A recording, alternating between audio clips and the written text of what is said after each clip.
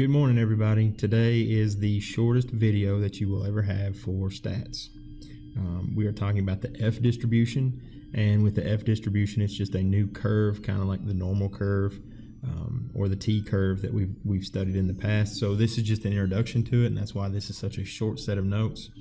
The primary difference is with the F curve, it has two values for its degree of freedom. And the two values for the degree of freedom, one is called the degree of freedom of the numerator, and the second value is called the degrees of freedom of the denominator. And right now we don't want to worry too much about what those two terms mean, as we're going to pick that up when we start talking about the one-way ANOVA test. So some of the basic properties of the F curve. The total area is equal to 1, just like it has been in any of the other curves. The F curve in this case, though, it starts at 0 and it extends indefinitely to the right. It never touches the horizontal x-axis, but the x-axis is asymptotic for this graph. It approaches it but never actually reaches it. And then the F curve is right skewed. So I'm going to scroll back up here, and you can see some examples here of what the F curve looks like. It begins at the origin at 0, 0, and it extends out to the right. Whereas the normal curve is centered at 0 and it extends to the left and the right. This graph extends only in one direction, and it starts at 0. We use an F table, and the F table it has degrees of freedom for the denominator, which is your second value in the ordered pair for the F table or the F curve. And that's displayed on the outside columns of the table. Then you have your values for alpha in the next column, and the degrees of freedom for the numerator are across the top. And we're going to just look at one example, and then that's it, because it's really pretty straightforward. I'm not even going to write on this. I decided not to clear this off and bother writing on it.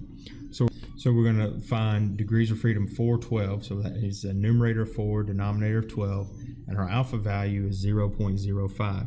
So when we go to the F table, let me go up to the beginning here, because you're going to see this is a couple of pages.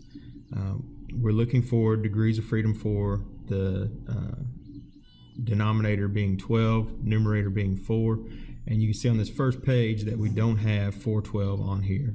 Then we go to the second page, and we don't have 412. But when we get to the third page, it picks back up. Here is our numerator of 4 in this column right here.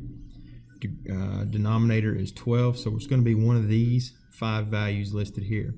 Our alpha is 0.05, so that is going to take us right here. So our value for that F curve with degrees of freedom 412 is going to be 3.26. That's the area under the curve to the right. In this case, everything we're going to look at is to the right, because the graph is always starting at the origin. And you can see here we do get 3.26. So that's how you find the degrees of freedom how you find the value for an F value. And that's going to be important when we start talking about the ANOVA test, which we'll be doing on Monday. So I hope you enjoyed the fact that this video is less than 5 minutes long, and appreciate that I'm not destroying you over the weekend.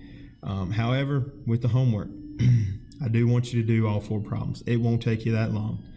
Once you find the values, then you just simply have to go with